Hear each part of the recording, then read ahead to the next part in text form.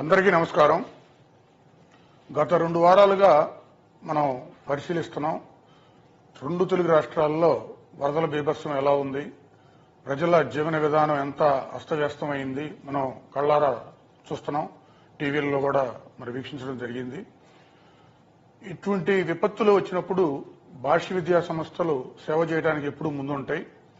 ఒకప్పుడు 2009లో కర్నూలు ఫ్లడ్స్ కానివ్వండి, 2014లో హుద్దూద్ కానివ్వండి, 2018లో కేరళలో ఉన్న విపత్తులు కానివ్వండి, మరి ఇప్పుడు ఈ 2024లో ఈ 2 తెలుగు స్టేట్స్ లో వచ్చిన ఈ వరదల తాకిడి కానివ్వండి, ఇవన్నింటినీ చూసినప్పుడు మనం స్టూడెంట్స్, పేరెంట్స్ సహకారంతో, మన టీచింగ్, నాన్ టీచింగ్ స్టాఫ్ వాళ్ళ ప్రమేయంతో, మళ్ళీ మేనేజ్మెంట్ కూడా ఇన్వాల్వ్ అయ్యి అందరినీ, చిన్నపిల్లలను కూడా వాళ్ళ తల్లిదండ్రుల ద్వారా వాళ్ళకి సేవాభావం కలగజేయాలనే ఒక ఉద్దేశం,